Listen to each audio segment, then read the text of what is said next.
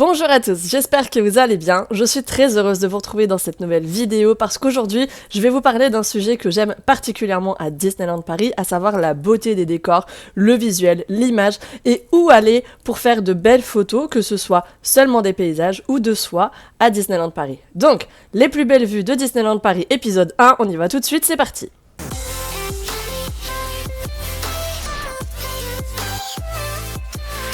Si vous avez regardé Il était une fois les Imagineers sur Disney+, vous savez que notre parc Disneyland est considéré comme un véritable bijou.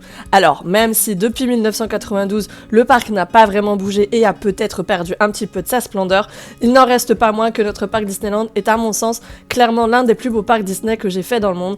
Et justement, bien des années après, ça reste un véritable plaisir pour moi de le photographier, de l'immortaliser, que ce soit en vidéo ou en photo, pour Instagram, pour Facebook, pour les réseaux sociaux ou juste même pour moi à titre personnel. Donc, comme je sais que c'est quelque chose qui vous plaît énormément aussi, je vous propose de découvrir les plus belles vues de Disneyland Paris et les endroits où vous pourrez faire vos plus belles photos lors de votre prochain séjour à Disney. Le premier endroit où j'ai envie de vous emmener, c'est un lieu où je vous ai déjà emmené plein de fois pour les vlogs de Noël, d'Halloween ou même de manière générale. C'est le Panorama qui se trouve à l'étage de Main Street Station. Alors Main Street Station, c'est la gare du Railroad en fait, qui est donc sur Main Street USA. Sauf que d'un côté, vous pouvez rentrer directement à la station pour aller embarquer et prendre le railroad, et de l'autre côté, ce côté-là, vous allez directement monter pour contempler une vue un petit peu en hauteur de tout Main Street USA. D'ici, vous allez apercevoir bien sûr City Hall, Times Square, Main Street USA qui va jusqu'au château de la Belle au Bois dormant, et en vous décalant un petit peu, vous apercevrez au loin, justement, le château de la Belle au Bois dormant. C'est un endroit qui est vraiment génial de jour comme de nuit, et de nuit, j'aime particulièrement y aller pour Noël parce qu'avec l'énorme sapin qui se situe sur Times Square, la vue est vraiment magnifique et clairement ça reste peut-être aujourd'hui la vue que je préfère moi à Disneyland Paris, c'est pour ça que je la mets en premier. Pour y aller, c'est tout simple, il vous suffit de prendre cet escalier avec le panorama justement indiqué juste au-dessus, vous montez et vous atterrirez juste là, au centre de Main Street Station. Alors de ce côté-là, vous pourrez pas embarquer pour prendre le railroad, pour prendre le train, ça sera l'autre escalier. On va continuer de prendre de la hauteur avec une autre vue que j'aime particulièrement et qui se trouve à Legend of the Wild West, à Frontierland. Alors pareil, c'est un endroit que je vous ai montré plusieurs fois en vidéo, que ce soit sur des vlogs ou dans les secrets justement de Frontierland, et il n'est pas forcément toujours accessible, notamment les jours de mauvais temps, parce que comme l'accès se fait via des escaliers qui sont en bois, ça peut être glissant et donc dangereux. Donc s'il fait pas beau, vous pourrez pas y accéder. Mais le reste du temps, en prenant cet escalier là, vous montez, vous allez jusqu'au bout, vous traversez ce petit pont et vous allez atterrir à cet endroit-là qui va vous offrir une vue magnifique sur l'entrée de Frontierland. Et là, vous allez découvrir du coup le panorama sur Big Thunder Mountain, Phantom Manor au loin, le Lucky Nugget juste devant vous, et c'est vraiment canon. En plus de la superbe vue que Legend of the Wild West va vous offrir sur Frontierland, il y a plein de petites références historiques qui sont pas des choses qui sont inventées mais qui sont de vraies références historiques avec plusieurs endroits où vous allez notamment avoir la référence au Buffalo Bill Wild West Show dont je vous ai parlé dans l'une de mes dernières vidéos. C'est dans cette attraction là ou en tout cas dans cette promenade là que ça se trouve, et il y a plein d'autres choses également avec des chercheurs d'or, Davy Crockett, le shérif, la prison et plein de références à l'époque du Far West justement. Donc n'hésitez pas à y passer ne serait-ce que 5 ou 10 minutes quand vous allez à Disney parce que c'est toujours très intéressant. On reste en hauteur cette fois-ci et on va à Fantasyland. Où est-ce qu'on va aller à Fantasyland pour prendre un petit peu de hauteur? Puisque les pirouettes du Vieux Moulin sont fermées depuis très longtemps et que du coup on ne peut plus prendre de hauteur grâce à ça, on va aller directement au château d'Alice au Pays des Merveilles, en l'occurrence le château de la Reine de Cœur qui se trouve au centre du labyrinthe d'Alice au Pays des Merveilles, au fond de Fantasyland.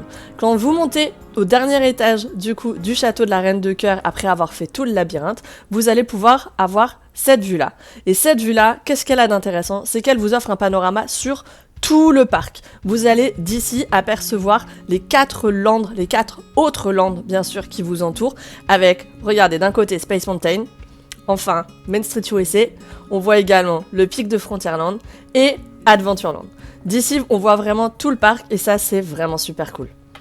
Évidemment, d'ici, vous allez bien sûr apercevoir tout Fantasyland à vos pieds, et franchement, c'est vraiment super sympa de découvrir un petit peu tous les détails cachés, etc., qu'on voit pas forcément quand on est en bas, et prenez le temps, encore une fois, juste 5 minutes de monter au sommet de ce château, parce que la vue est cool, et en plus, la déco à l'intérieur est vraiment très sympa. Attention cela dit parce que c'est pas un secret du tout que la vue soit sympa de là-haut, il y a quand même beaucoup de monde qui s'y rend, et du coup c'est pas forcément très facile d'accéder au dernier étage, mais soyez patient parce que la vue vaut vraiment le coup. Allez, on redescend un peu et on se dirige du côté d'Adventureland du coup pour cette 4e vue très sympa à Disneyland Paris. Alors, j'aurais pu vous emmener bien sûr au sommet de l'arbre des Robinson, etc. Et peut-être qu'on aura l'occasion d'y revenir dans une prochaine vidéo. Mais aujourd'hui, on va se concentrer sur un lieu emblématique d'Adventureland, à savoir Skull Rock et le bateau du Capitaine Crochet. Alors ce lieu se trouve à l'entrée d'Adventureland quand vous arrivez du côté de Fantasyland, et ce petit panorama là avec le crâne qu'on voit dans le film de Peter Pan, le bateau du Capitaine Crochet, l'eau tout autour et toute cette plage, etc. Adventure Isle en fond, la cabane des Robinson également avec l'arbre géant. Voilà, tout ce paysage là, je le trouve vraiment magnifique, c'est vraiment pensé comme une carte postale. Et d'ailleurs, Disneyland Paris en a totalement conscience, puisqu'on pouvait avant, actuellement c'est un petit peu compliqué, retrouver des photolocations, en l'occurrence celle de Crochet ou celle de Peter Pan, à cet endroit-là. Bien sûr, vu les personnages, le cadre était idéal. Aujourd'hui, c'est plutôt des magic shots qui sont proposés, mais je ne désespère pas de voir revenir des personnages dans ce lieu qui est vraiment emblématique d'Adventureland et qui est super beau. Allez, 5e lieu particulièrement canon à Disneyland Paris, et pour cette vidéo, on s'arrêtera à celui-ci.